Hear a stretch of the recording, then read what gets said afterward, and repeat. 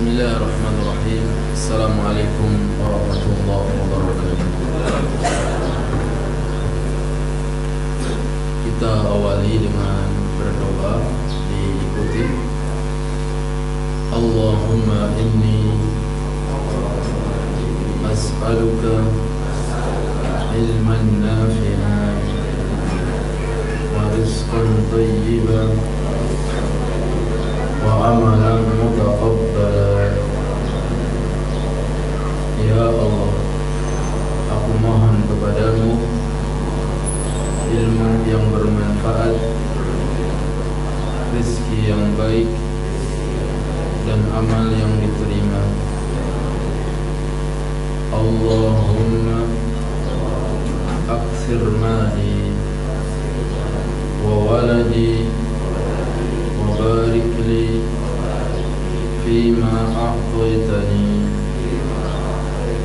wa atil hayati ala ta'atik wa ahsin amali waghfir li.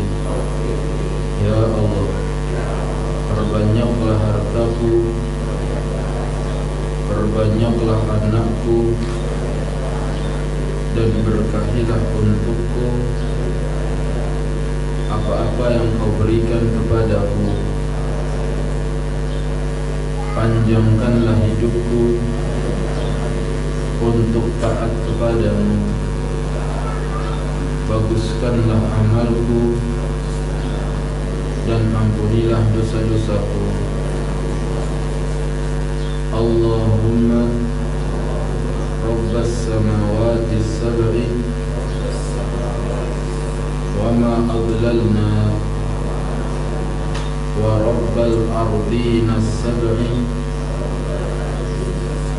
wa ma aqlalna wa Rabbas syayatini wa ma adlalna wa Rabbar riyahi wa ma dharayna. Fa inna nas'aluka khayra hadhihi al-qaryah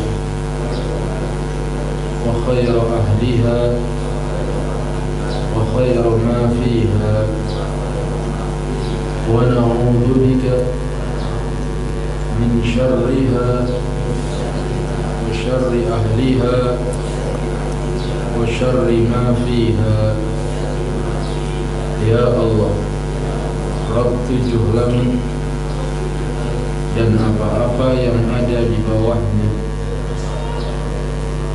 Rabb 7 bumi dan apa-apa yang ada di atasnya,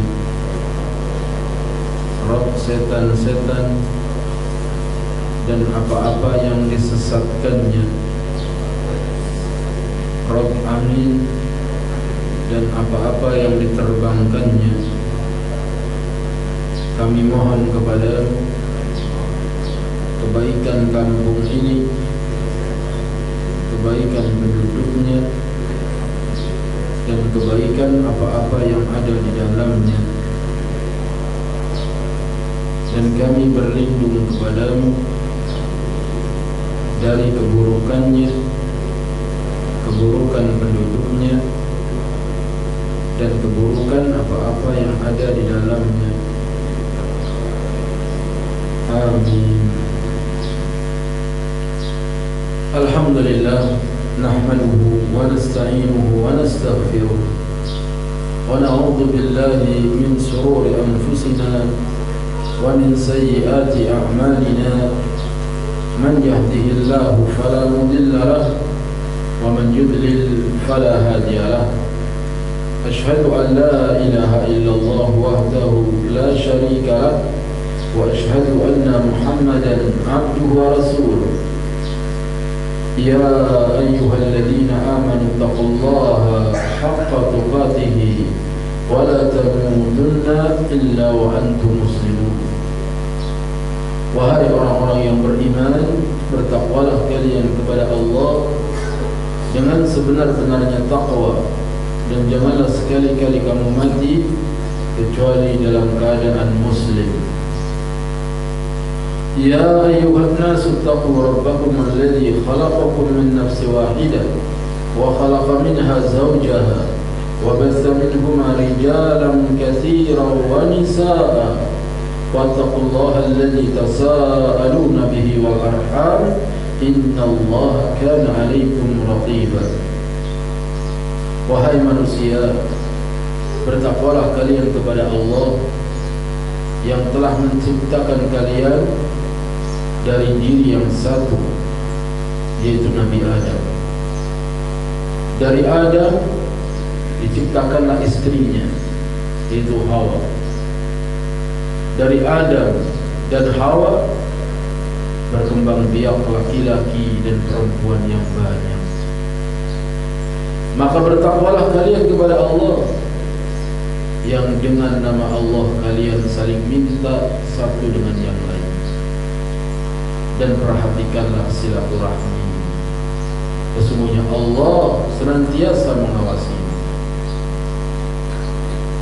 Amma ba'du, sesungguhnya sebaik-baik perkataan adalah firman Allah Al-Quranul Karim. Sebaik-baik petunjuk adalah petunjuk Nabi Muhammad sallallahu alaihi wasallam. Adapun sejelek-jelek perkara dalam agama adalah perkara-perkara yang baru. Semua perkara-perkara yang baru yang ditambah-tambahkan ke dalam agama namanya bid'ah.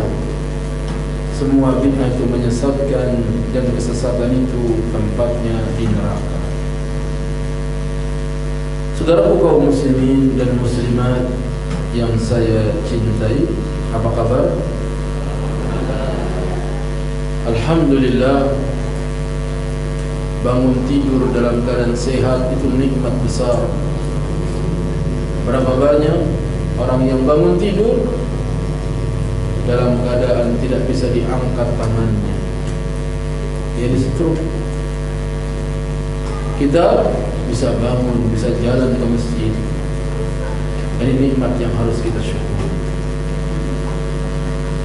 Bangun tidur dalam keadaan iman, dan rizki kita hari ini tercukupi. Ini seakan dunia dan seisinya milik kita. Siapa yang berada di waktu pagi dalam keadaan beriman, kemudian sehat badannya, dan rizki hari itu tercukupi, seakan dunia dan seisinya milik kita. Sebab yang dibutuhkan oleh manusia adalah keimanan yang ada di hatinya, kesehatan yang meliputi tubuhnya, dan kebutuhan hari itu. Adapun esok dan lusa kita enggak tahu apakah masih hidup atau tidak. Saudaraku kaum muslimin rahimakumullah, wajib kita bersyukur dengan nikmat yang Allah berikan, dan kita berada dalam samudera nikmat yang susah kita untuk mensyukurinya. Di antara cara syukur adalah dengan terus mempelajari Islam, mengamalkan Islam, dan mendakwahkannya. Syukur dengan cara terus mempelajari Islam, mengamalkan Islam, dan mendakwahkannya. Dan pelajaran terpenting dari Islam adalah masalah akidah, masalah tauhid, yang mencakup rukun iman yang 6.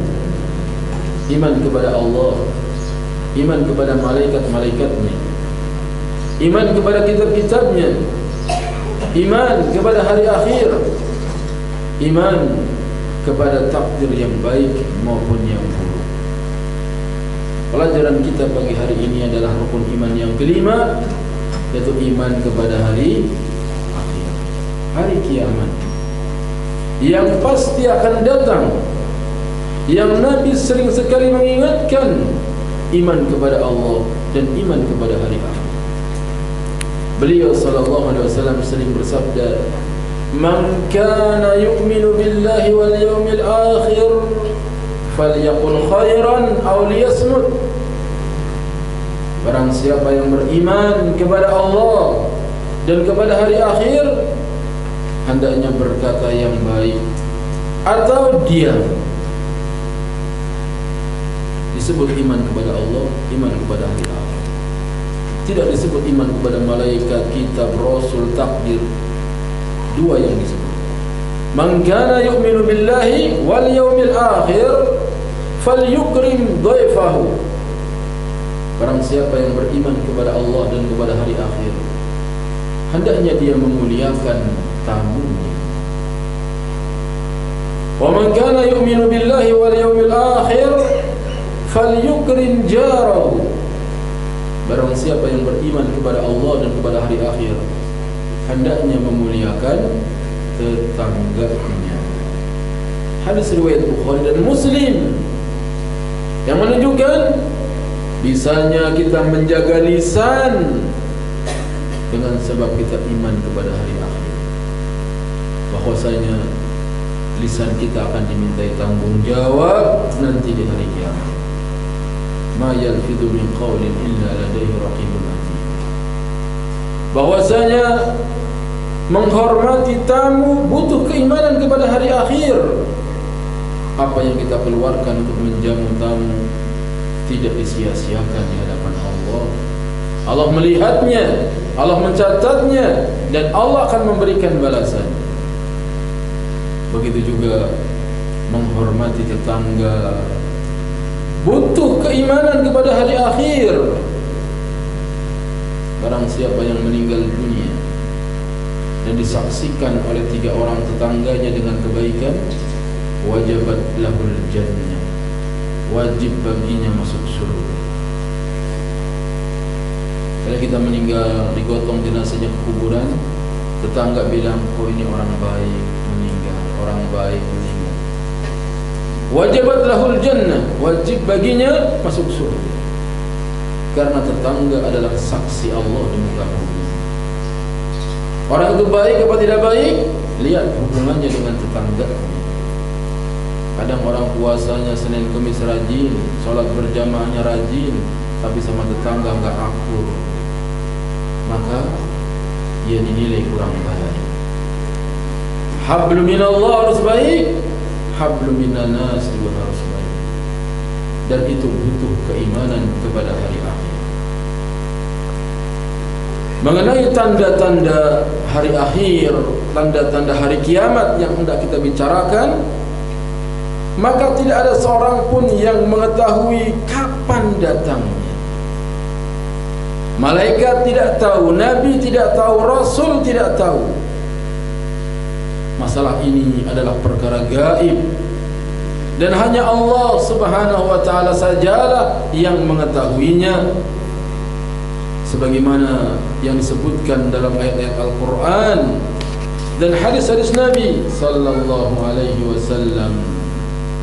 Allah Ta'ala berfirman, yas'alunaka 'anis sa'ati ayyana mursaha qul innama ilmuha 'inda rabbi la yujalliha liwaqtiha illa hu thaqulat fis samawati wal ard la ta'tikum illa baghtah yas'alunaka ka'annaka khafiyyun 'anha qul innama 'ilmuha 'inda Allah walakin aktsarun nasi la ya'lamun. Quran surat Al-A'raf ayat 187. Mereka menanyakan kepadamu wahai Muhammad sallallahu alaihi wasallam tentang kiamat, kapan datangnya? Katakanlah, sesungguhnya pengetahuan tentang kiamat itu ada pada Rabbku. Tidak ada seorang pun yang dapat menjelaskan waktu terjadinya selain Dia. Kiamat itu sangat berat huru-haranya, sangat berat. Yauma yafirrul mar'u min akhihi wa ummihi wa abi wa sahibatihi wa bani likulli imri'in minhum yauma idzin sya'nu yuhni. Pada hari itu berpisah seorang anak dengan ibunya, berpisah dengan bapaknya, berpisah dengan istrinya, berpisah dengan anak-anaknya. Masing-masing orang sibuk dengan urusannya sendiri-sendiri. sangat berat huru-huranya bagi makhluk yang di langit dan yang di bumi. Tidak akan datang kepadamu kecuali secara tiba-tiba. Kiamat itu datangnya mendadak. Mereka bertanya kepadamu seakan-akan kau mengetahuinya. Katakanlah wahai Muhammad sallallahu alaihi wasallam, sesungguhnya pengetahuan tentang hari kiamat ada pada Allah, tetapi kebanyakan manusia tidak mengetahui. Sengaja Allah sembunyikan kapan datangnya hari kiamat agar kita selalu bersiap-siap. Jangan-jangan sudah dekat, jangan-jangan sudah dekat. Persiapkan bekal menghadapi hari kiamat. Kalau dikasih tahu kiamat itu adanya pada tanggal 2 bulan 2 tahun 2022, masih lama ini. Orang santai-santai. Sengaja Allah sembunyikan agar kita bersiap-siap. Dalam ayat yang lain Allah berfirman, yas'aluka an-nasu 'anis sa'ah. Manusia bertanya kepadamu tentang hari kiamat. Qul innama ilmuha indallah. Katakan, ilmu tentang hari kiamat di sisi Allah. Wa ma yudrika la'alla as-sa'ata takunu qariba. Dan kau tidak tahu barangkali kiamat itu sudah dekat. Quran surat Al-Ahzab ayat 63. Bahkan Nabi pernah ditanya oleh Malak Jibril, fa akhbirni anis sa'ah. Kabarkan kepadaku tentang hari kiamat. Jadi kapan datangnya? Nabi mengatakan, mal mas'ulu anha bi'a'lama minas sa'il. Orang yang ditanya tidak lebih tahu daripada yang bertanya. yakni Nabi Muhammad tidak tahu sebagaimana malaikat Jibril tidak tahu. Yang bawa anak dipisah anaknya, ya tidak ada ngobrol. Yang bawa anak harap tenang, dipisah.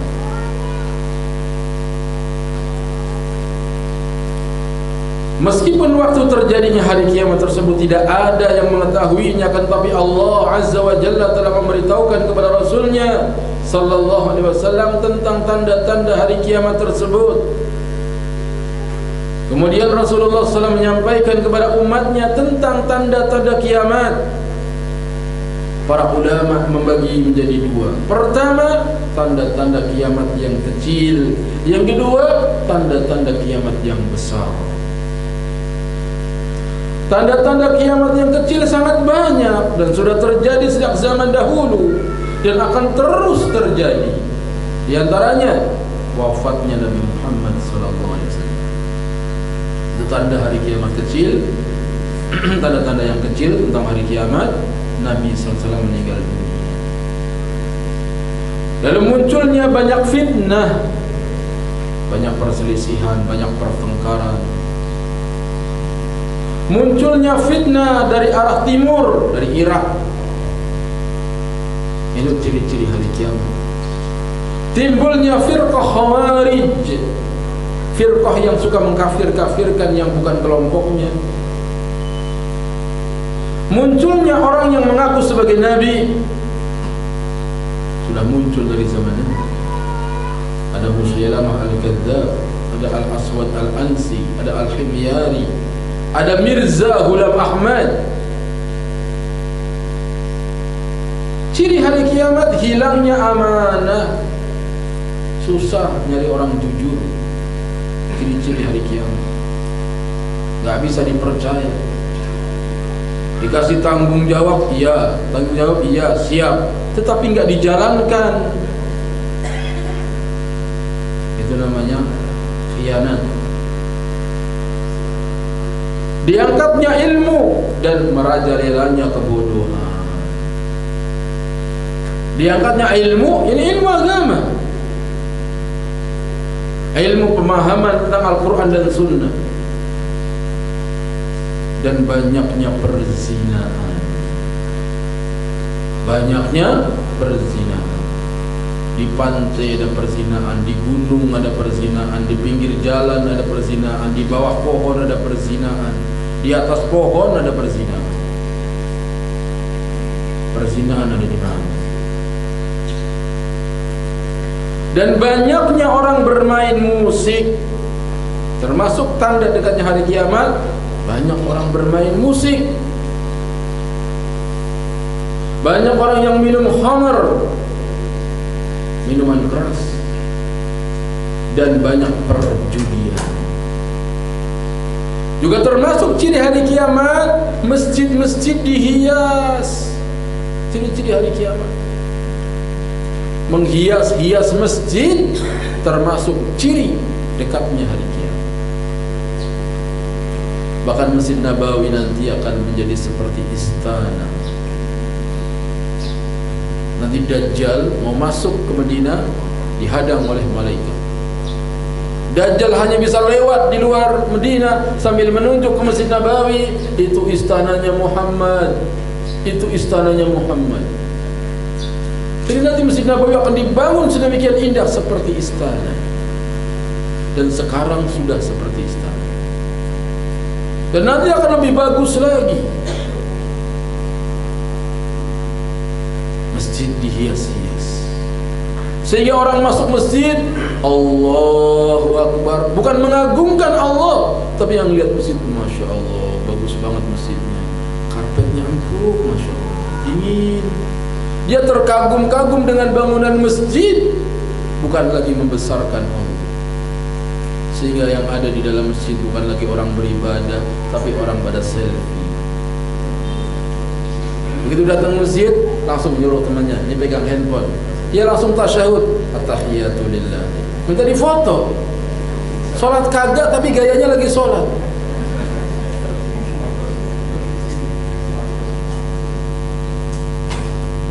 Datang ke Masjid Nabawi bukan mau doa, tapi temannya kasih depan raudhah lagi begini. Doa kagak, tapi foto. Kirim ke temannya di Indonesia. Ini gua lagi umroh. Riya, pamer, dia tampakkan. Sehingga umroh haji siap bawa kamera dari sini. Bawa kamera, handphonenya penuh dengan foto-foto. Ciri-ciri hari kiamat, ibadahnya bukan lagi mengharapkan ganjaran, tapi ingin dapat pujian tetangganya, cucu-cucunya, biar ketahuan menantunya, ini nenek gua lagi mejeng depan Ka'bah, foto. Suami istri lagi pelukan, foto. Ini akhir zaman. Banyak bangunan yang tinggi, banyak bangunan tinggi, ciri-ciri hari kiamat. Orang bersaing dalam bangunan. Dia lantai 2, dia bikin lantai 3. Di lantai 3 dia bikin lantai 4. Tinggi-tinggian bangunan. Maka rumahnya besar-besar, kamarnya banyak, tapi kosong. Kan tadinya buat anak, anaknya udah bikin lagi yang rumahnya lebih gede. Cucunya gak berani ke rumah nenek, gede banget, serem. Kamar ada 4, ada 6, yang ditempatin cuma 1. Kalau 6, yang 5 siapa nempatin? Kuntil anak sama maknya juga.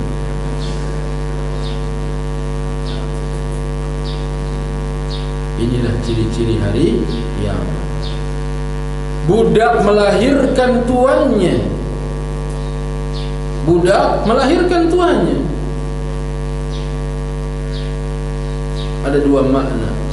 Makna yang pertama, umat Islam akan berperang melawan orang kafir, kemudian menang.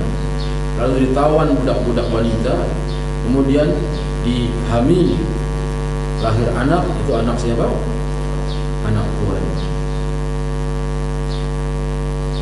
Karena budak boleh digauli sama majikannya tanpa nikah, sah.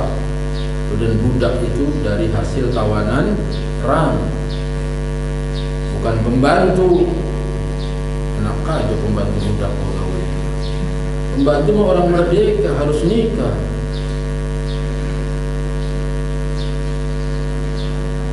Makna yang kedua, banyaknya anak durhaka.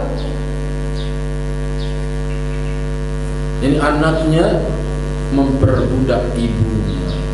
Ibunya suruh ngomong anak, ibunya suruh ngurus rumah.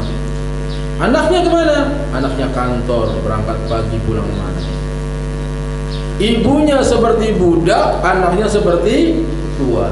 Itu namanya budak melahirkan tuan. Sudah ada belum?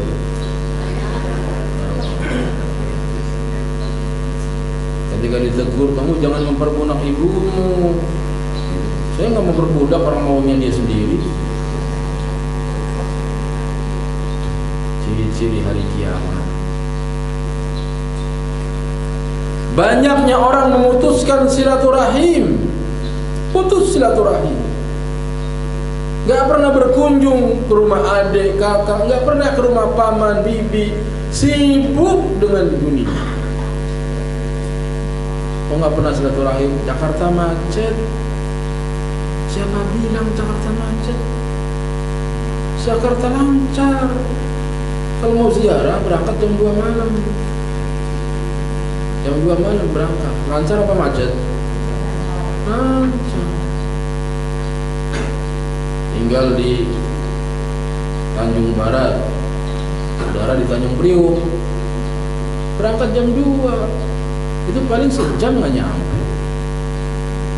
Sampai di sana tahajud dulu di sini. Habis subuh, baru habis subuh datang ke rumah saudara. Nggak maju. Sudah bawa rendang, udah bawa nasi. Jadi nggak ngerepotin yang didatengin. Itu caranya kalau mau silaturahim di Jakarta. Jangan berangkat dari rumah jam 7 pagi. Semua orang sibuk, gak ada waktu untuk silaturahim. Ini ciri-ciri hari kiamat. Banyak orang yang bakhil, pelit. Ciri-ciri hari kiamat. Pelit, korek, kedekut, buntut kasiran, cap jahe, meregehese. Bahasa apa meregehese? Kirain bahasa Indonesia, bahasa India, lagunya bahasa Sunda. Meregehese artinya apa? Ngasih aja susah.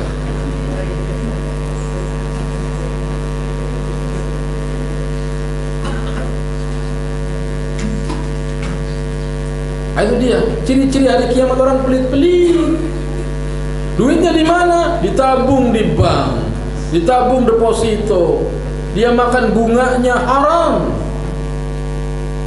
Bunga bank itu. Duit kasih sama keluarga, sama saudara yang butuh. Jangan ditabung-tabung, gak dibawa mati.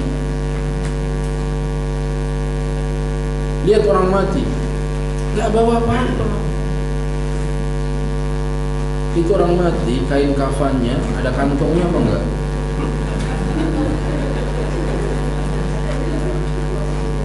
Itu orang mati enggak ada kantongnya itu.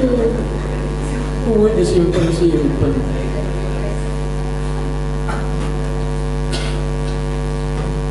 Jadi sedekahkan duit kita, itu yang akan dibawa mati.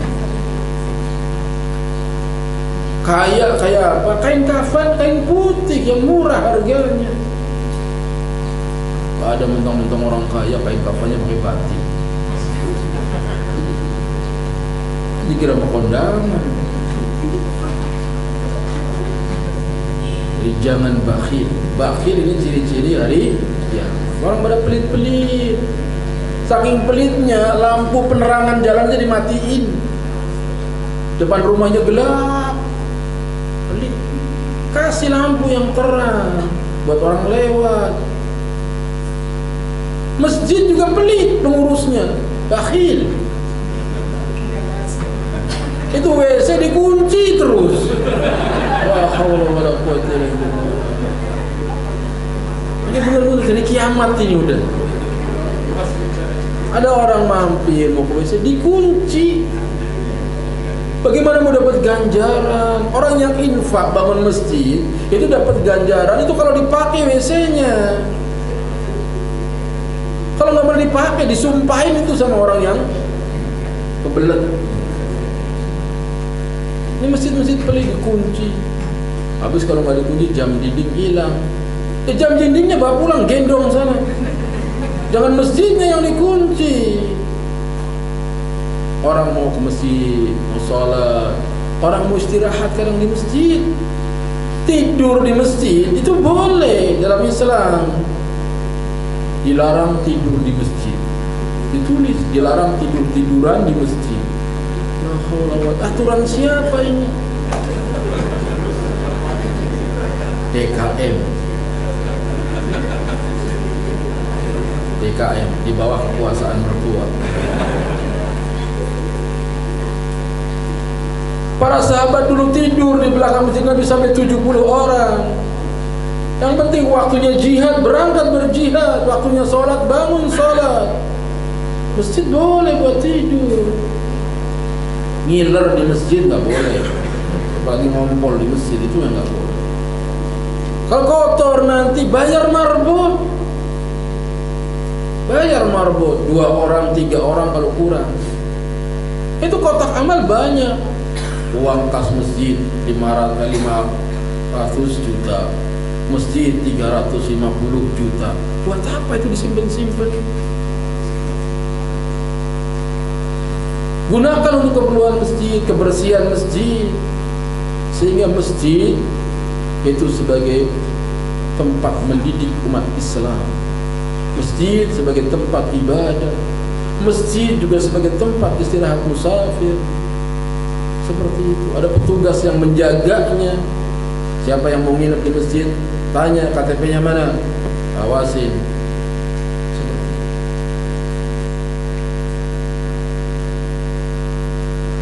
Jadi tidak boleh bakhil. Ciri-ciri hari kiamat orang pada pelit.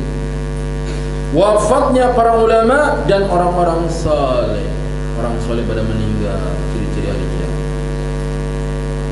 Banyaknya orang-orang yang belajar kepada ahlul bid'ah, bukan kepada ahlul sunnah, tapi belajar kepada ahlul bid'ah. Makin ramai majelis ahlul bid'ah. Ciri-ciri sudah dekat hari kiamat. Banyaknya wanita yang berpakaian tapi telanjang. Berpakaian dia tapi telanjang. Ini pakainya ketat sehingga kelihatan lekuk-lekuk tubuhnya. Benjolan-benolnya nampak semua. Jilbab tapi ketat. Berpakaian tapi telanjang. Dan lain-lain banyak sekali. Banyak sekali tentang hal ini, diantaranya sabda Rasulullah sallallahu alaihi wasallam, "U'dud sittan baina yaday as-sa'ah, mauti, thumma fathu Baitul Maqdis, thumma mautanun ya'khudhu fikum kahu'asil ghanam, thumma istifadatul mali hatta yu'ta ar-rajulu 100 dinarin fayadhullu sakhita, thumma fitnatun la yabqa baitun minal arabi illa dakhalathu, thumma hudnah takunu bainakum wa baina banil asfar fayaqdiruna fayatunakum tahta 80 ghayah, tahta kulli ghayatin 12,000." Perhatikan 6 tanda-tanda hari kiamat. Pertama, wafatnya Rasulullah sallallahu alaihi wasallam. Yang kedua, penaklukan Baitul Maqdis. Baitul Maqdis ditaklukkan oleh pasukan Rasulullah SAW. Kemudian wabah atau kematian, penyakit yang menyerang hewan sehingga mati mendadak. Yang menyerang kalian bagaikan wabah penyakit kus atau kuas yang menyerang kambing. Tahu-tahu orang pada meninggal. Sekarang sering orang gak kenapa-apa tahu-tahu meninggal. Gak kedengeran sakit tahu-tahu udah gubrak di kamar mandi. Kematian mendadak. Baru main futsal bareng, masuk angin dikerokin doang, mati. ciri-ciri sudah dekat hari kiamat. Banyak orang mati mendadak. Lalu melimpahnya harta hingga seorang yang diberikan kepadanya 100 dinar, dia tidak rela menerimanya. 1 dinar 2/4 gram, 4/4 gram emas. Kalau 1 gram 500.000, berarti sekitar 2.300.000. 2.300.000 kali 100 berarti berapa?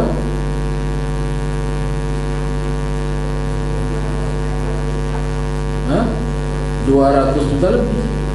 Orang dikasih duit 200 juta merasa kurang.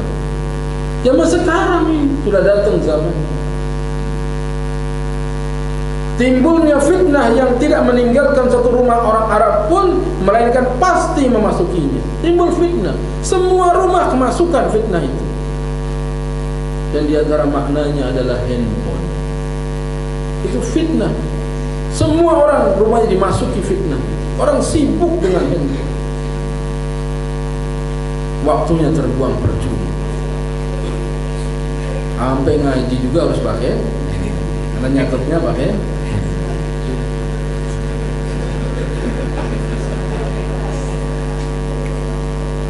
Bangun tidur yang dicari apa? Mau tidur yang dipegang?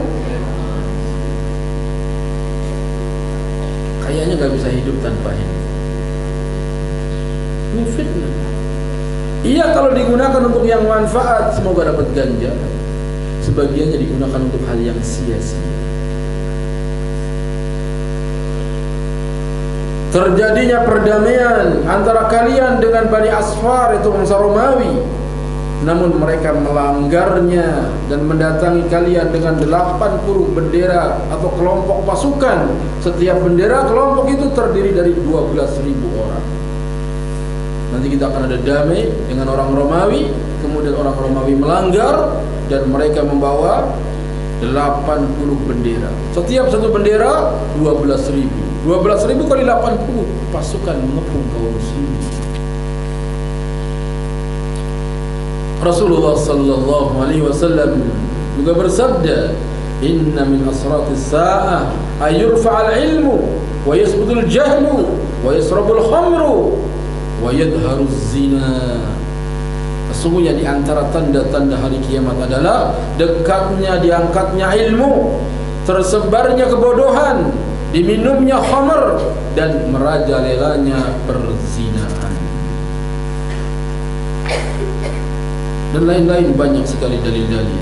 Adapun yang akan kita bicarakan adalah tanda-tanda kiamat yang besar.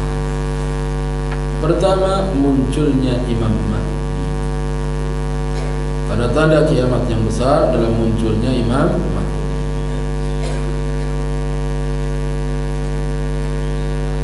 Ahlus Sunnah mengimani Imam Mahdi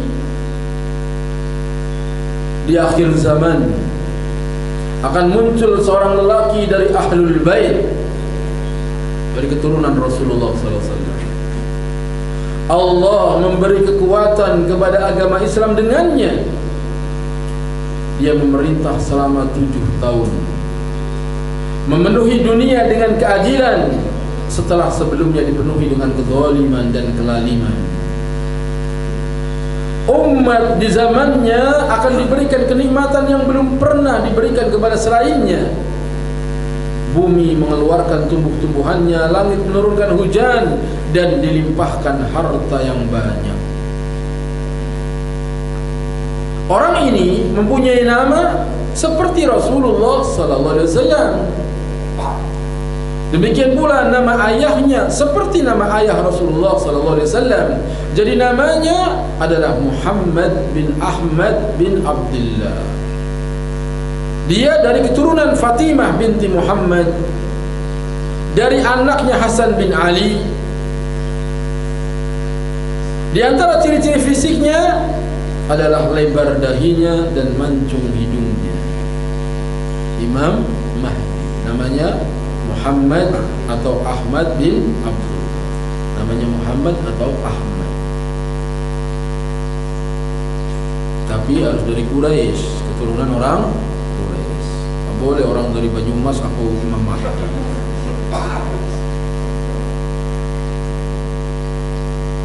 Al-Hafidz Ibnu Katsir rahimahullah berkata, Al-Mahdi akan muncul dari arah timur, bukan dari Sirdab Samira, sebagaimana yang disangka oleh kaum Syiah Rafidhah. Mereka menunggu sampai sekarang tuh orang Syiah, padahal persangkaan mereka itu adalah igawan semata, pemikiran yang sangat lemah dan gila yang dimasukkan oleh syaitan. Persangkaan mereka tidak mempunyai alasan, baik dari Al-Quran maupun As-Sunnah, bahkan tidak sesuai dengan akal yang sehat. Di antara dalil dari sunnah Nabi SAW yang sahih tentang munculnya Imam Mahdi, Nabi bersabda, yakhruju fi akhir ummatil mahdi yusqihi Allahul ghaith wa tukhrijul ardu nabataha wa yu'til mala sihaha wa taksurul masyiyah wa ta'dhumul ummah ya'isu sab'an aw thamaniya. Al-Mahdi akan keluar di akhir kehidupan umatku. Allah akan menurunkan hujan kepadanya sehingga bumi menumbuhkan tumbuh-tumbuhannya, diberikan kepadanya harta yang melimpah, semakin banyak binatang ternak, dan pada saat itu umat semakin mulia, dan dia memerintah selama 7 atau 8 tahun. Imam Mahdi memerintah di muka bumi 7 atau 8 tahun. Beliau sallallahu alaihi wasallam juga bersabda, Al-Mahdi berasal dari Ahlul Bait, Allah memperbaikinya dalam semalam. Dalam waktu semalam dunia menjadi baik dengan Ahlul Bait ini, dengan Imam Mahdi. Rasulullah SAW bersabda, Al-Mahdi berasal dari keturunanku, dari anak Fatimah. Rasulullah SAW bersabda, tidak akan lenyap atau tidak akan sirna dunia ini hingga bangsa Arab dipimpin oleh seorang lelaki dari keturunanku yang namanya seperti namaku. Dalam riwayat yang lain disebutkan, dan nama ayahnya seperti nama ayah. Rasulullah sallallahu alaihi wasallam bersabda, "Kaifa antum idza nazala ibnu Maryam fiikum wa imamukum minkum?" Bagaimana dengan kalian apabila Isa putra Maryam turun kepada kalian sedangkan imam kalian dari kalangan kalian? Nabi Isa akan turun dari langit, kemudian masuk ke masjid kaum muslimin. Yang menjadi imam adalah Imam Mahdi. Hadis ini menunjukkan bahwa Imam Mahdi adalah sebagai imam bagi kaum muslimin pada waktu itu, termasuk mengimami Nabi Isa, bermakmum kepadanya. Maka Nabi Isa nanti turun akan mengikuti syariat Nabi Muhammad sallallahu alaihi wasallam. Hadis-hadis tentang Imam Mahdi derajatnya mutawatir.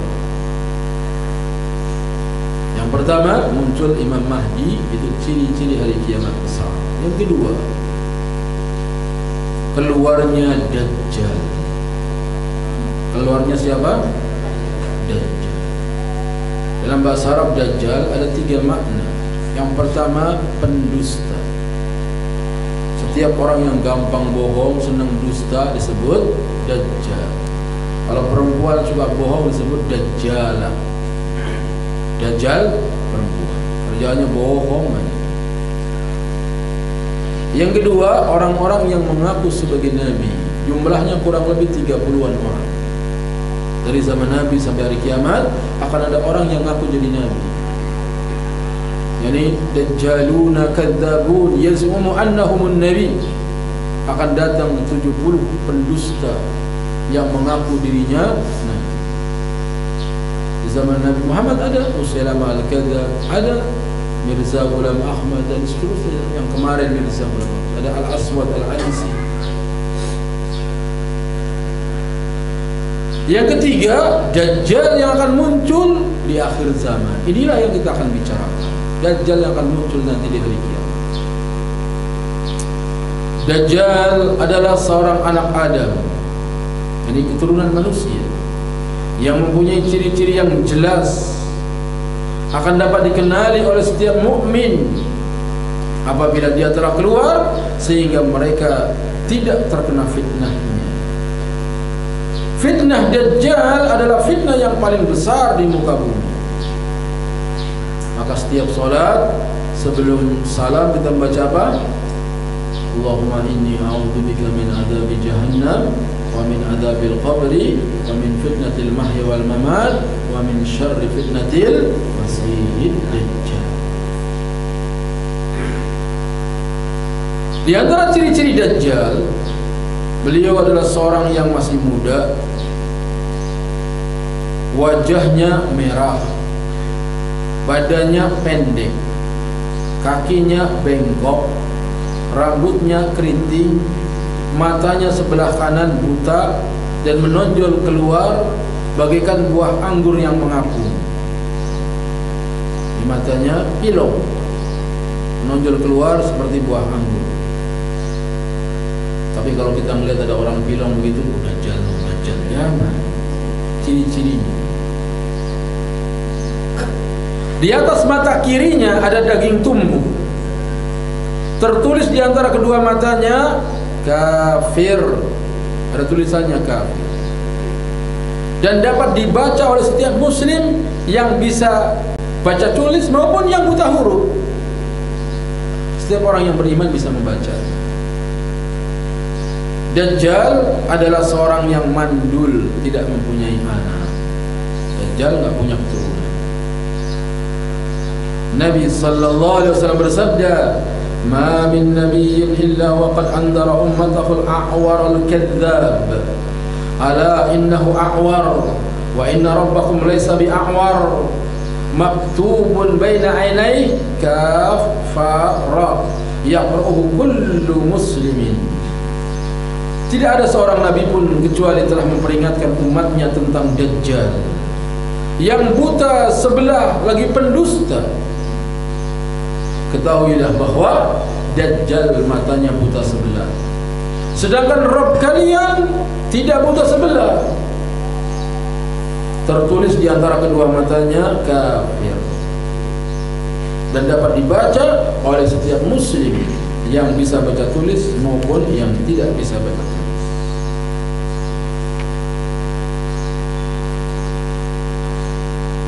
Tempat keluarnya Dajjal, di mana keluarnya? Bandung Barat, Tanjung Priok, atau di Bogor? Tempat keluarnya Dajjal akan muncul dari arah timur, dari Khurasan. Sekarang terletak di Iran Timur. Jadi di Iran muncul. Dengan diiringi 70.000 orang Yahudi Asbahan. Karena Iran itu, Syiah itu anak tirinya Yahudi. Maka Iran nggak pernah perang sama Amerika, nggak pernah. Walaupun ngancem doang Amerika, laknat Amerika, terkutuk, ngancem doang. Itu pura-pura untuk mengelabui umat Islam di seluruh dunia. Tapi nggak pernah ada sejarahnya Yahudi Israel perang sama Iran atau Amerika perang sama, nggak ada. Karena Iran itu anak tirinya mereka, yang diasuh, yang disusui, yang dibesarkan oleh mereka. Tapi orang tertipu oleh media, seakan-akan Iran yang berani menantang Amerika. Tak pernah ada perang, karena mereka adalah anak tirinya.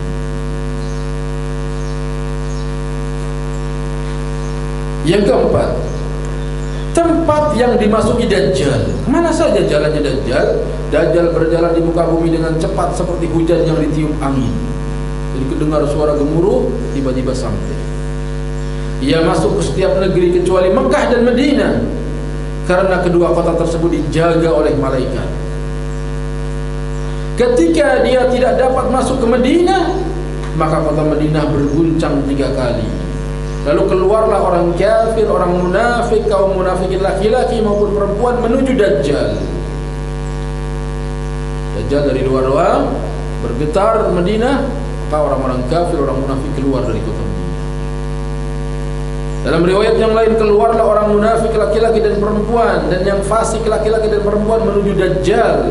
Itulah Yaumul Khalas, hari pembebasan. Jadi kota Madinah bersih dari orang kafir dan orang munafik.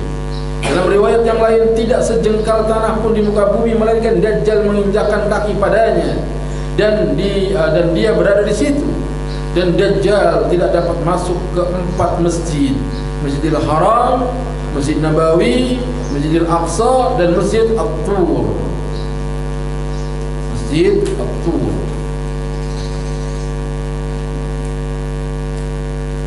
Dajjal berada di muka bumi selama 40 hari. Sehari seperti setahun. Siangnya 6 bulan, malamnya 6 bulan. Sehari sama sebulan. Siangnya 15 hari, malamnya 15 hari. Sehari sama sepekan. Siang 3,5 hari, malam 3,5 hari. Kemudian baru hari berikutnya sama seperti hari-hari biasa. Ketika Nabi menceritakan ini kepada para sahabat, Nabi bertanya, kalau sehari sama dengan setahun, apakah cukup sholat kita cuma 5 kali? Dijawab Nabi, ukur sebagaimana waktu-waktu. Ini menunjukkan di akhir zaman akan ditemukan alat mengukur waktu, dan sekarang jam sudah ada. Sehingga orang yang berada di satu tempat yang gak pernah tenggelam mataharinya, siang terus, jadi matahari sampai seperti asar, tahu-tahu keluar lagi di timur. Di daerah Swedia tuh kan, udah pernah belum ke Swedia? Hah? Belum pernah? Sama ceritanya begitu. Jadi nggak ada malam, siang.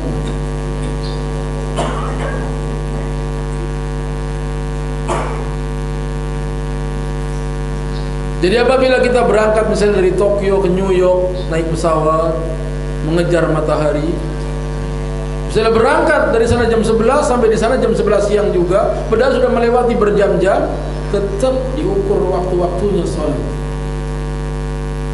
Subuh jam 5 pagi. Sekian menit kemudian, sekian jam kemudian waktu zuhur, kita harus sholat zuhur. Diukur sesuai dengan waktu yang ada. Karena nanti di akhir zaman akan muncul Dajjal, sehari sama dengan setahun.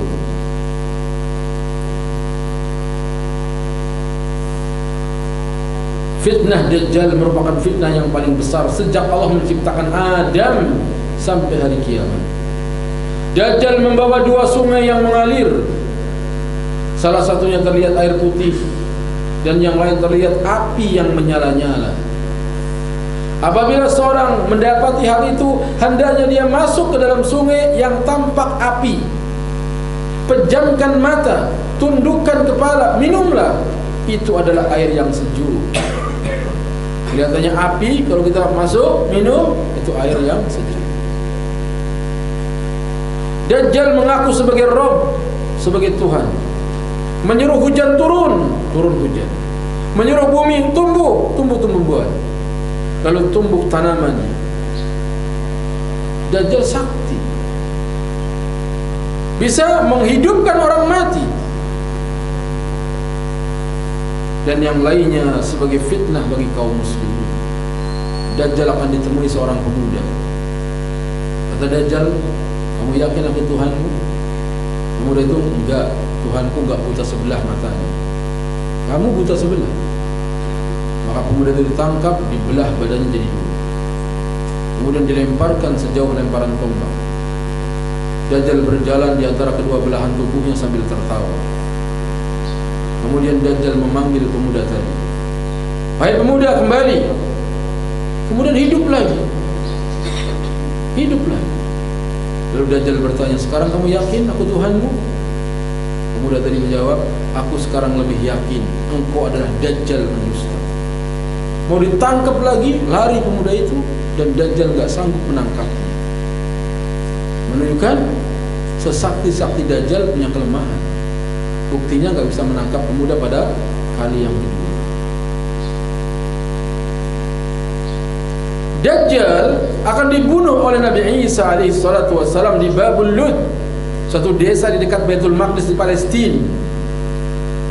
Ketika melihat Isa, Dajjal langsung lunglai sebagaimana garam laut di dalam air. Kalaupun Isa tidak membunuh Dajjal dengan tombaknya, niscaya Dajjal akan mati karena kondisinya itu. Akan tetapi Allah mencabut nyawanya melalui tangan Isa dan menampakkan darahnya di tombak Isa.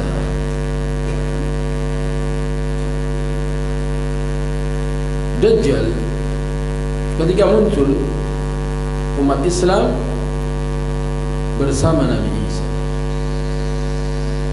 Nabi Isa datang ke masjid, kemudian dipersilahkan suruh.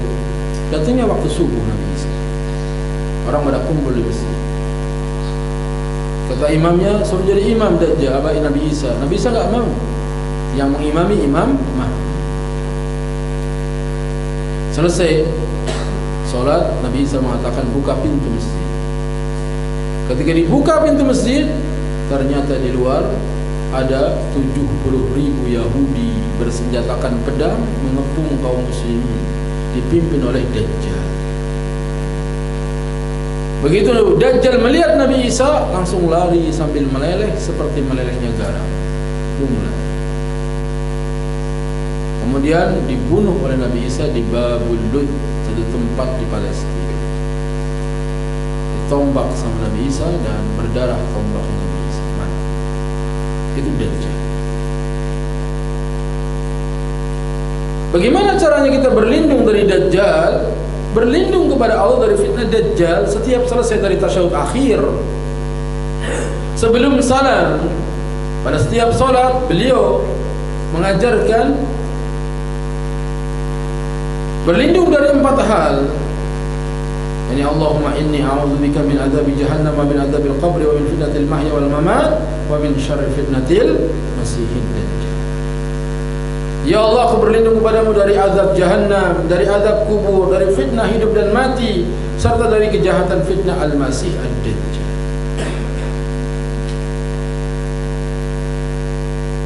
Ini menunjukkan disyariatkan membaca doa perlindungan dari 4 hal setiap salat. Tasyahud sebelum salam wajib baca Allahumma inni a'udzubika min adzabi jahannam wa min adzabil qabri wa min fitnatil mahya wal mamat wa min syarri fitnatil masiihid dajjal.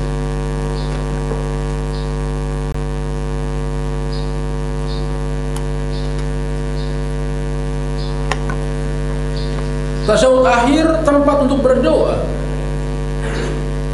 Jadi tasyahud akhir itu tempat untuk berdoa. Jadi doa yang mustajab itu sebelum salam, bukan setelah salam. Doa setelah salam boleh, tapi yang lebih mustajab sebelum salam. Terutama kalau kita sholat sunnah, qobliyah, ba'diyah, duha, tahajud, maka gunakan sebelum salam untuk berdoa. Dan juga hadis ini menetapkan adanya azab jahannam, menetapkan adanya azab kubur, adanya fitnah kehidupan dan fitnah kematian, dan fitnah al-masih ad-dajjal. Itu cara berlindung dari Dajjal, selalu baca doa. Yang kedua, menghafal 10 ayat pertama surat Al-Kahfi. Menghafal 10 ayat pertama surat Al-Kahfi. Sudah hafal atau belum?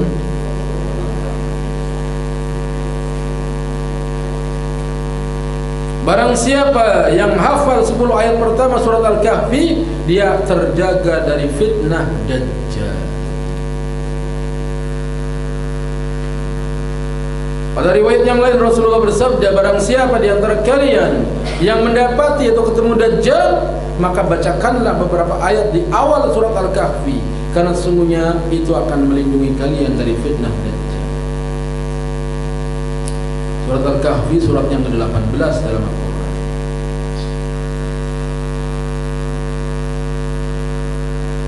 Cara yang ketiga, menjauhi tempat fitnah dan tidak mengikutinya. Jauhi tempat-tempat fitnah,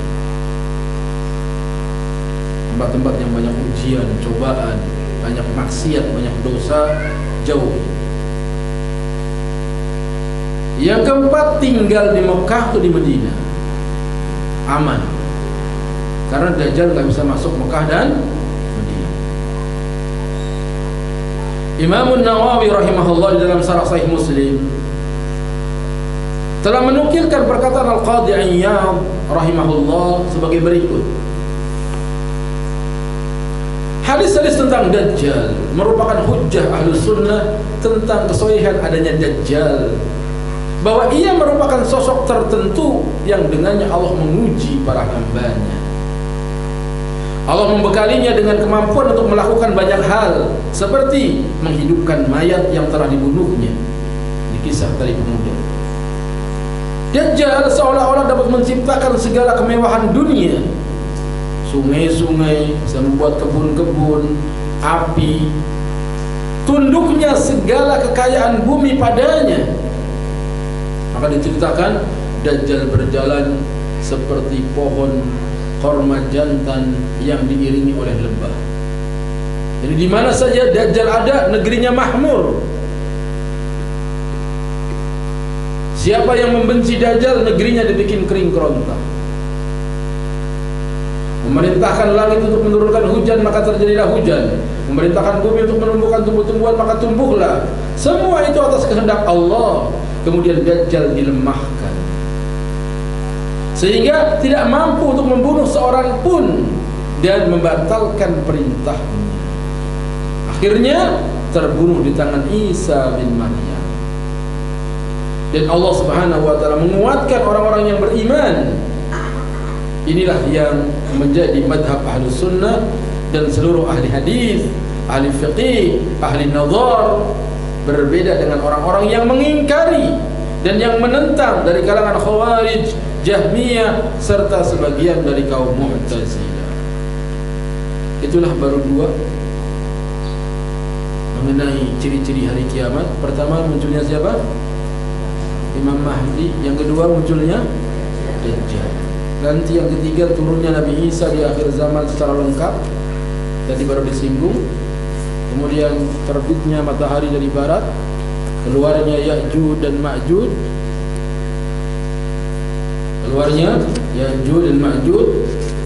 kemudian baru datang hari kiamat dan manusia masuk kubur dan seterusnya.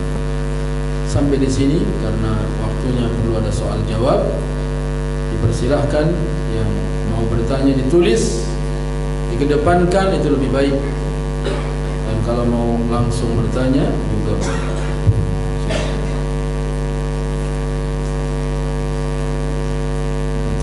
Kami persilakan Bapak yang menyampaikan pertanyaan.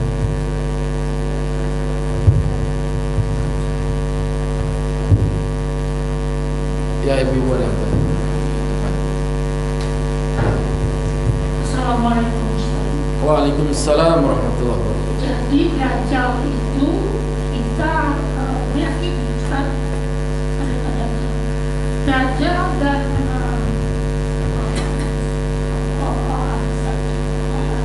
masyarakat yang dilakukan kita nanti Ahmad itu keturunan daripada Quraisy. Dia tuh mungkin kita juga harus meyakini itu dan tidak. Jadi apa-apa yang dibikin oleh Dajjal itu kita yakini. Cuma itu aja Ustaz. Ya, betul apa yang disampaikan oleh Ibu, bahwasanya kita wajib beriman tentang munculnya Dajjal. Dan itu diceritakan oleh Nabi kita Muhammad sallallahu alaihi wasallam. Dan Nabi Muhammad tidak berbicara dengan hawa nafsu, tapi berdasarkan wahyu. Allah berfirman dalam surat An-Najm, "Wa ma yantiqu 'anil hawa in huwa illa wahyu yuha." Nabi tidak berbicara dengan hawa nafsu, tapi berdasarkan wahyu yang diwahyukan. Maka sebagai seorang muslim, apa saja yang diceritakan oleh Nabi dan riwayatnya sahih, kita sami'na wa ata'na. Apa saja yang diperbuat oleh Dajjal, kita meyakini. Tetapi kita nggak boleh mengikuti Dajjal. Gitu. Meyakini bahwa itu ada, ini ada, bukan berarti kita harus mengikuti Dajjal. Justru kita harus menentang Dajjal. Kita lawan Dajjal dengan doa, dengan membacakan awal surat Al-Kahfi. Kita lawan Dajjal. Bukan kita suruh ikut Dajjal. Yang kita ikuti Imam Mahdi. yang kita ikuti Imam Mahdi. Siapa Imam Mahdi? Dari orang dari keturunan Quraisy, dari keturunan Nabi Muhammad, bernama Muhammad bin Abdullah atau Ahmad bin Abdullah. Dia yang akan memimpin dunia ini dengan keadilan. Nah, kita nggak boleh berpangku tangan. Karena dia santai, kita tungguin aja Imam Mahdi, kita kan beres urusan. Nggak boleh. Tetapi kita harus belajar agama, mengamalkan agama, mendakwahkan agama, agar kita tidak menjadi yang tercela dari ciri-ciri datangnya hari kiamat, seperti menghias-hias masjid, kemudian berlomba-lomba dalam bangunan. Kita berlindung dan kita berusaha meninggalkan. Silahkan, masih ada lagi? Ya, di ke belakangnya.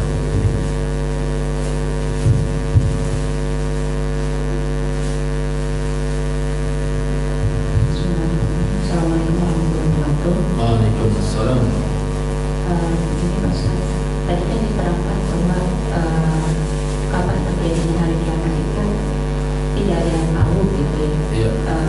Bahkan Rasulullah SAW pun juga ketika ditanya menjawabkan tidak tahu juga istilahnya. Iya. Beredar di WhatsApp beberapa waktu yang lalu gitu, ada ceramah. Saya tidak tahu apakah Ustaz juga sudah melihatnya atau belum. Ada ceramah dari salah seorang Ustaz itu bukan memberitahu kapan kiamatnya, tapi istilahnya prediksi bahwa akan terjadi kiamat menurut perhitungan-perhitungan yang beliau sampaikan dari kitabnya Al-Imam Hajar As-Solani kalau nggak salah. Pokoknya dihitung tuh menurut periode yang 5 itu Ustaz. Nah itu kemudian itu bagaimana, pas saya juga melihat, wah agak ada warning juga buat kami sebenarnya. Tapi terkait hal itu sebenarnya boleh atau tidak kalau misalnya kita ada prediksi nih dari periode yang 5 kemudian dihubung-hubungkan dengan prediksinya saya yang terdahulu, itu gimana Ustaz? Karena itu kan lumayan tuh yang berada di WhatsApp saya dapatkan waktu itu. Apakah Ustaz juga udah melihatnya? Kemudian bagaimana kita terkait hal itu, kita mengimaninya atau tindakan kita gitu, apa sikap yang kita ambil? Nah, terima kasih Ustaz. Assalamualaikum. Waalaikumsalam. Telah beredar ceramah seorang pengajian ibu-ibu kalau nggak salah. Situ digambarkan umur umat Islam. Umat Islam tahun sekian akan habis. Kemudian dia mengatakan ini diambil dari kitabnya Ibnu Hajar dan yang lain, tapi nggak menyebutkan yang mana,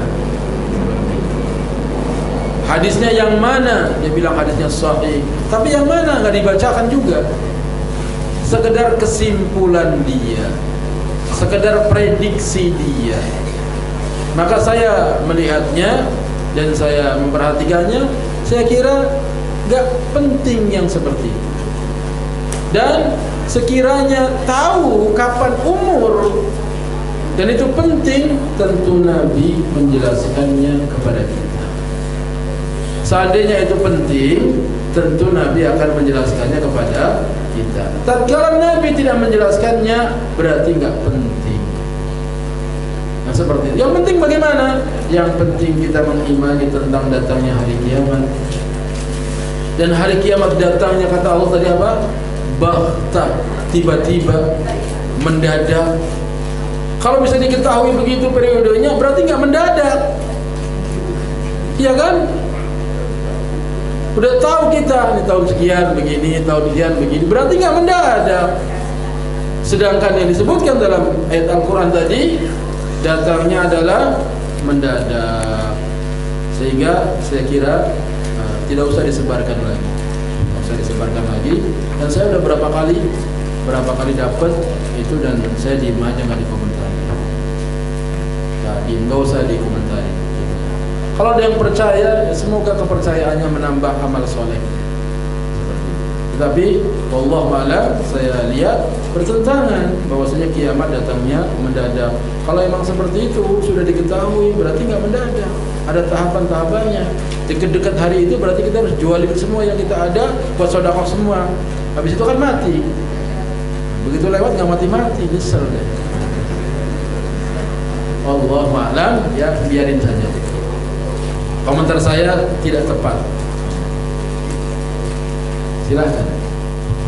Ya. Assalamualaikum warahmatullahi wabarakatuh. Waalaikumsalam warahmatullahi wabarakatuh. Mengenai hari kiamat, sudah zaman dahulu sebenarnya sudah disebutkan bahwa dia akan dekat. Iya. Rasulullah juga pernah bersabda bahwa ada hari kiamat bakalan. Iya. Ini dekat sekali.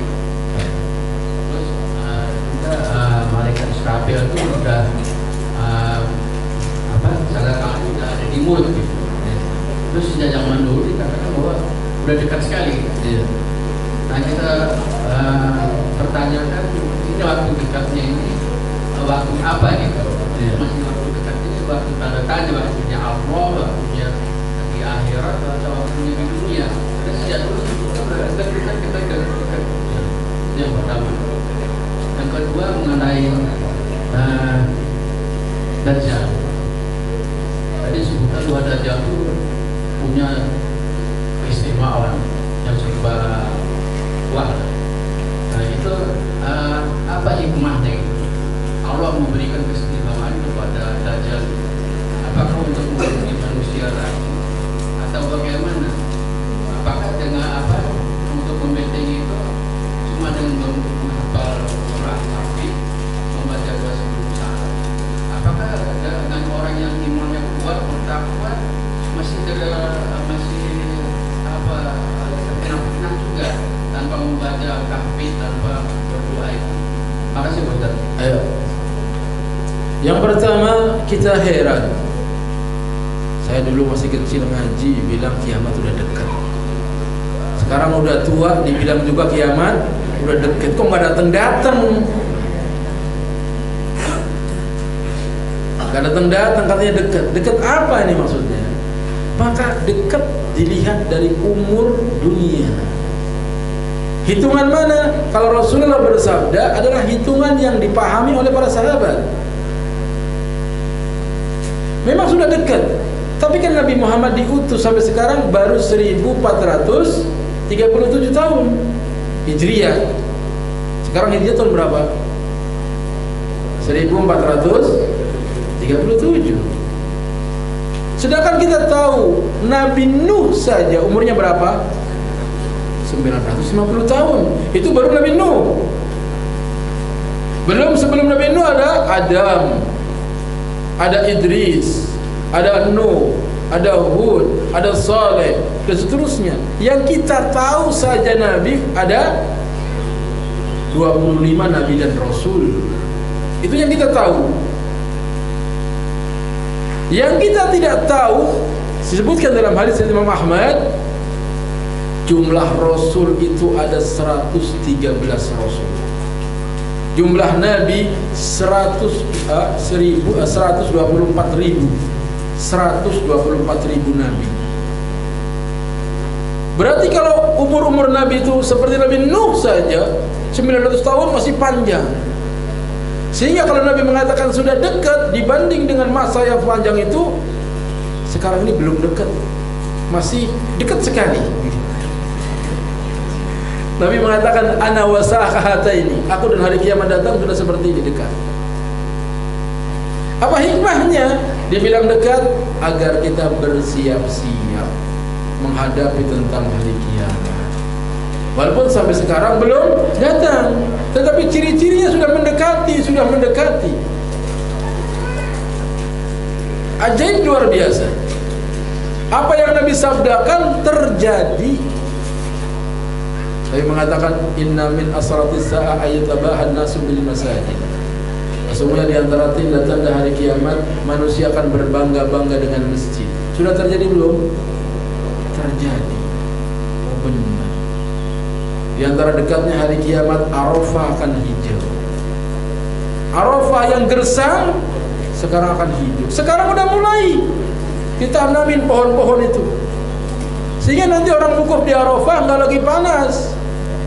Wukuf di Arafah adem kayak di Taman Raya Bogor, karena pohonnya udah mulai tinggi.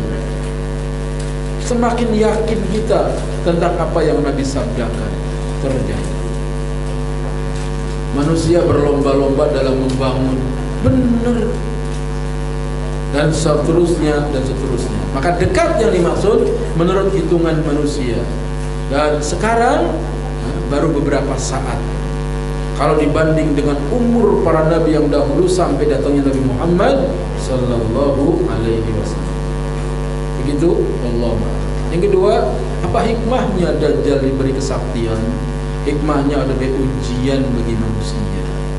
Seandainya orang aku Dajjal tapi nggak ada kekuatan apa-apa, dikeplak orang. Apa lu ngaku Tuhan? Nggak ada ujiannya. Tetapi ketika orang ngaku Tuhan, kok dia punya kesaktian, maka banyak yang tertipu, orang yang lemah imannya. Orang yang lemah imannya tertipu, sehingga dia butuh perlindungan, butuh doa. Apakah orang yang kuat imannya juga harus berdoa? Iya, ciri-ciri orang yang kuat imannya, orang yang rajin berdoa. Adapun orang yang merasa saya udah kuat imannya, nggak doa juga nggak apa-apa, ini orang sombong, bukan orang yang kuat imannya. Berapa banyak orang yang mengatakan saya sudah hafal Al-Quran, insya Allah nggak akan tergoda. Berapa banyak penghafal Quran tapi koruptor. Jadi nggak bisa diukur keimanan itu, secepatnya bisa turun, secepatnya bisa naik. Kata Ibnu Qayyim Al-Jauzi, orang yang beriman kepada Allah seperti orang yang naik tangga. Naik tangga. Begitu dia berbuat maksiat, maka dia turun tangga. Kalau dia beramal soleh, naik lagi. Amal soleh itu akan menambah terus. Tetapi ada kalanya satu perbuatan dosa dia turun bukan satu tingkat, dia turun sejauh antara langit dan bumi. Kemaksiatan apa? Perbuatan syirik misalnya. Sehingga dia ngejarnya naik tingkat lagi susah lagi. Sehingga orang tidak boleh hanya mengandalkan saya sudah kuat imannya, saya sudah ngerti ilmunya, tetap harus berlindung kepada Allah Subhanahu wa ta'ala. Jangankan orang seperti kita, orang seperti Nabi Sulaiman. Ingat Nabi Sulaiman? Istrinya berapa? Berapa, Bu? Satu. Ada yang tahu Nabi Sulaiman istrinya berapa? 99.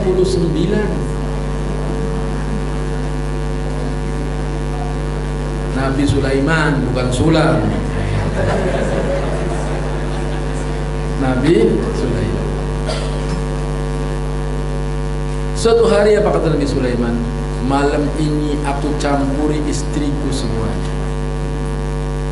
99 dicampuri semua. Dan nanti akan lahir 100 pejuang di jalan Allah. Nanti genapkan 99 jadi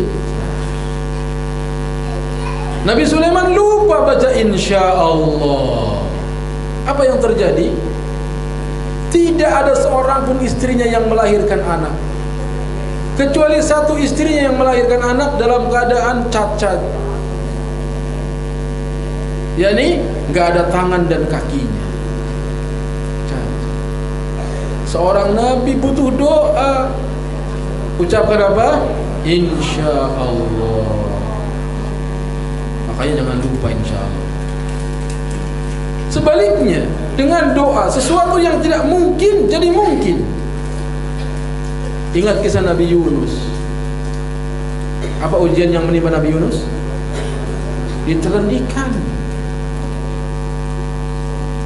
Disuruh berdakwah kepada umatnya, ternyata umatnya nggak mau beriman. Kesel Nabi Yunus berdoa, ya Allah, daripada mereka mau beriman, binasakan mereka. Nabi-nabi dulu begitu, kalau kesel doain biar binasa. Seperti Nabi Nuh berdoa, Rabbi la tadhar minal ardi minal kafirina dayyara. Ya Rabbku, jangan kamu sisakan orang kafir di muka bumi ini, habisin semua. Nabi Yunus, ya Nabi Nuh begitu. Maka benar datang air banjir di mana-mana. Siapa yang naik kapal Nuh itu yang selamat, yang lain mati semua. Itu nabi-nabi dahulu. Tapi nabi kita luar biasa. Dizolimi, disakiti, dia malah doanya Allahumma hdi qaumi fa innahum la ya'lamun. Ya Allah, berilah hidayah kepada kaumku karena mereka tidak tahu. Itu doa nabi kita, yang harusnya kita juga ikuti. Kalau kita dakwah diusir, kita dakwah ditentang, jangan benar mencret loh. Jangan. Didoain lawan dakwah kita kepada korengan pada. Kasihan. Kita doain, ya Allah, moga-moga mereka dapat hidayah. Seperti itu Nabi Muhammad. Ketika Nabi Yunus minta agar umatnya dibinasakan, maka Allah perintahkan dakwah lagi 40 hari. Kalau 40 hari tidak mau juga mereka beriman, baru dibinasakan. Mulai berdakwah lagi siang dan malam. Sampai hari pertama, kedua, sampai hari ketiga, 5, belum ada tanda-tanda umatnya mau beriman. Hari ketiga, 6, ketiga, 7, belum juga beriman. Kurang 3 hari lagi. Hari ketiga, 8, belum juga mau beriman. Hari ketiga, 9, takut azab turun, Nabi Yunus pergi. Sampai di pantai ada kapal yang mau berlayar, dia naik. Begitu di tengah jalan, kapal itu dihadang gelombang besar, oleng kapal. Kata nahkoda, nggak seperti biasa nih kapal ini dihadang gelombang begini. Biasanya ada yang orang pelarian di sini, ada yang pelarian. Siapa yang pelarian? Yunus bilang, saya. Dilihat wajahnya orang baik-baik. Sebab orang baik sama orang jahat itu bisa dilihat. Ini tampang orang baik nih, ini tampang orang mengutang nih. Bisa dilihat orang-orang yang punya firasat, bisa melihat nih tampaknya orang lapar nih. Duduk aja, duduknya biasanya lagi lapar. Tampang orang baik-baik. Maka diundi, kocok yang keluar Yunus. Coba diulang lagi, diundi, dikocok keluar Yunus. Akhirnya Yunus yang loncat. Lalu ditelan sama ikan. Ikan paus, ikan nun, ikan paus. Untung ditelan. Coba kalau dikunyah.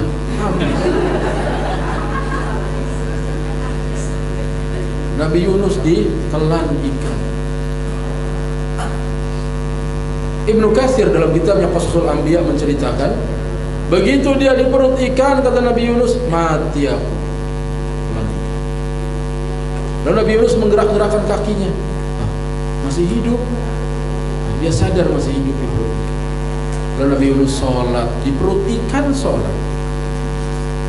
Lalu dia mengatakan, ya Rabb, aku telah membangun masjid yang tidak mungkin ada seorang pun yang bisa membangun masjid seperti masjid, yaitu membangun masjid di perut ikan. Mana bisa? Lalu Nabi Yunus berdoa, la ilaha illa anta subhanaka inni kuntu minadh dhalimin.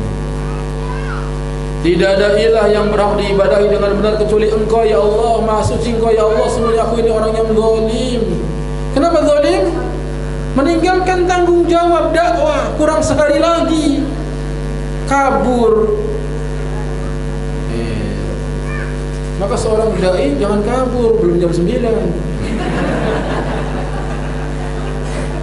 Jangan kabur, nanti bisa kualat. Sekarang udah jam 9, boleh kabur. Ketika doa seperti itu, doanya Yunus diceritakan naik ke permukaan laut, membumbung tinggi ke angkasa, menembus awan sampai di arsy Allah yang Maha Rahman. Para malaikat yang ada di sekitar arsy mengatakan, ya Rabb, suara yang lemah dari tempat yang jauh, suara siapa ini ya Rabb? Allah berfirman, tidak tahukah engkau? Ini adalah suara hambaku Yunus yang aku penjara dalam perut ikan. Kata malaikat, ya Rabb, Yunus yang senantiasa bertasbih kepadamu engkau penjara dalam perut ikan, selamatkan dia ya Rabb, selamatkan dia ya Rabb. Lalu Allah perintahkan agar ikan memuntahkan Yunus ke daratan. Dimuntahkan ke daratan, selamat walaupun sakit.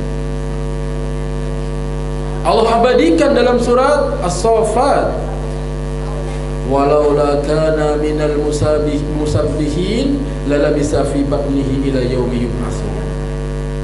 Sekiranya Yunus bukan orang yang senantiasa bertasbih, niscaya dia akan tinggal di perut ikan sampai hari dibangkitkan. Sekiranya Yunus bukan orang yang selalu bertasbih, niscaya dia akan tinggal di perut ikan sampai hari dibangkitkan. Ini menunjukkan keajaiban doa. Di perut ikan, di gelapnya malam, di dasar lautan, masih bisa selamat dengan doa. Padahal Yunus nggak bawa handphone. Sekalipun bawa handphone, sinyal mati di perut ikan. Tim SAR nggak bisa nolong, tapi Allah bisa menolong. Begitu seorang nabi tetap berdoa. Apalagi kita merasa bertakwa dan yang lain, tetap harus berdoa, berlindung kepada Allah. Berlindung kepada Allah. Karena waktunya sudah habis. Mohon maaf apabila banyak kekurangan. Kita ketemu lagi insyaallah di lain kesempatan. Subhanakallahumma wa bihamdika asyhadu an la ilaha illa anta astaghfiruka wa atubu ilaik. Wassalamualaikum warahmatullahi wabarakatuh. Ralat tadi di awal disebut Sulam Mustarja LC. Saya bukan LC. Kalau mulai LC lulusan Cimanggis. Bukan LC seperti apa?